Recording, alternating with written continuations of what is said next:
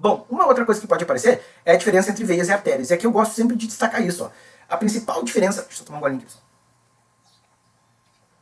Entre veias e artérias está aqui, ó. Deixa eu só trazer para vocês aqui, ó. As veias possuem válvulas, válvulas venosas. Para que serve uma válvula? Por que veias têm válvula?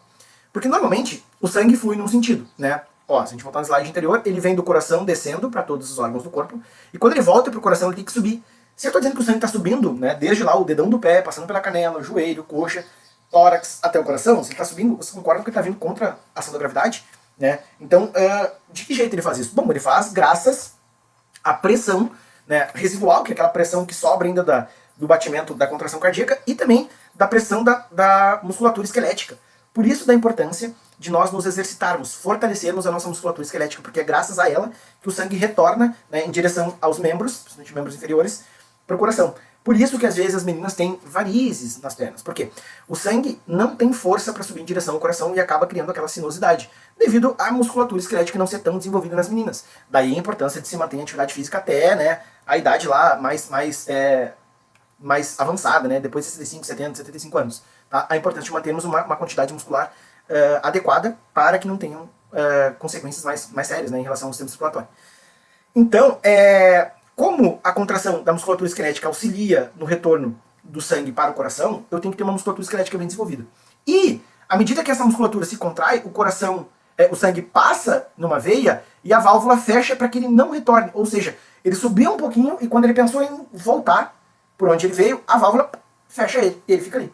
Então, ele vai em pequenas fraçõezinhas sendo empurrado pela musculatura esquelética em direção ao coração dos membros inferiores e não consegue retornar graças à válvula venosa. Então, uma das principais diferenças, isso já foi questão da NEM, né? Aquele experimento, para quem lembra daquela questão, era uma questão onde eu mostrava um experimento de uma pessoa com o braço aberto e a outra empurrando, assim, né? Abrindo um vaso e percebiam que fazia uma proeminência, um calombinho ali, porque o sangue estava sendo barrado por uma válvula. Então, essa é a principal diferença entre veia e artéria. Não é o calibre, pessoal. Não é o calibre. Tem artérias com calibre mais estreito, menor, e veias com calibre maior. Em via de regra, artérias são de maior calibre do que veias, mas isso não é sempre. A gente tem inversão disso lá na circulação pulmonar, lembra? Então a gente não pode dizer simplesmente pela espessura do calibre do vaso qualquer veia, qualquer artéria. Mas, além dessa válvula, tem uma outra coisa que chama atenção, que é justamente a camada tunicada, né? Ou túnica média, que é de músculo liso. Percebam aqui, ó. Olha o tamanho da camada tunicada aqui, de músculo liso. E olhem o tamanho da camada tunicada aqui, ó, de músculo liso, né? Sei lá, a gente poderia dizer que essa aqui tem 2 milímetros e essa aqui tem 20 milímetros, né? De tamanho e diferença. Por que artérias, em via de regra, tem uma musculatura lisa mais desenvolvida do que as veias? É bem simples isso.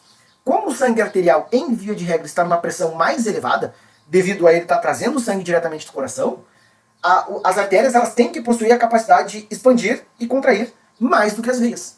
Por isso, ela tem uma musculatura que auxilia ela nesse processo de expansão e retorna a contração ao calibre natural dela, tá? Então, lembrem-se, além das veias possuírem válvulas, né, válvulas venosas, justamente porque são veias, as artérias possuem uma camada tunicada, né, a gente pode chamar de túnica média, que nada mais é do que músculo liso, mais desenvolvido do que as veias, porque o sangue arterial flui numa pressão maior, beleza?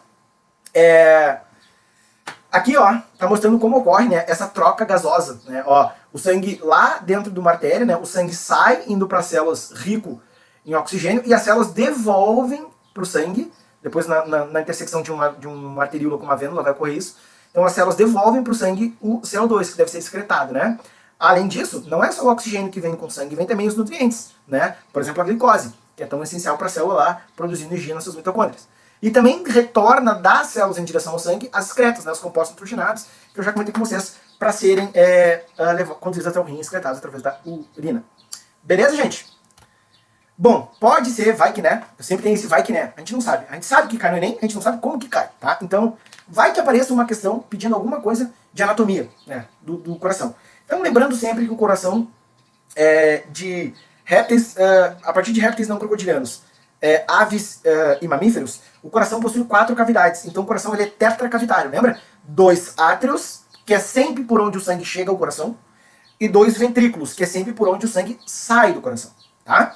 Então a gente tem o átrio direito, o átrio esquerdo, o ventrículo direito, o ventrículo esquerdo. Notem que a camada de músculo cardíaco, né, de miocárdio, do ventrículo direito, olha a espessura dela, tá? Tem essa espessura aqui. Vamos dizer que ela tem, sei lá, 1,5 cm de espessura. Em comparação com essa daqui, ó.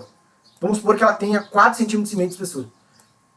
Isso é uma constatação importante. Por quê?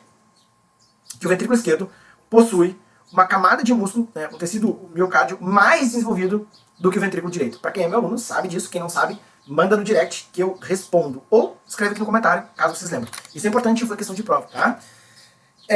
Beleza. Além disso, não se esqueça, eu sempre gosto de botar esse número aqui, ó, 32. Né? Gosto de botar assim, quando eu pego um coração na minha frente, eu já escrevo lá em cima assim, ó, 32. Por quê? Para eu lembrar das válvulas.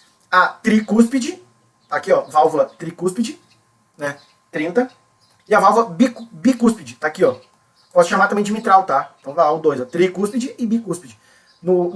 Conectando o átrio direito ao ventrículo direito, tricúspide. Conectando o átrio esquerdo ao ventrículo esquerdo, bicúspide ou mitral. Isso é importante. Que mais que precisaria saber? Bom, aqui nesse desenho não dá pra ver. Mas aqui, ó, a gente tem um conjuntinho de células chamado de marca-passo cardíaco. Inclusive, algumas pessoas têm a falência desse conjuntinho de células, tá? E aí a pessoa tem que colocar um marca-passo exógeno, né? Ela é inserido um marca-passo nela, tem que ter uma pilhazinha lá e tem que... Enfim, aqui tem que funcionar direito para que a pessoa tenha a ritmicidade correta do coração. Esse marca-passo cardíaco chama-se nódulo sinoatrial. Ou nódulo... ou nó sinoatrial, tá?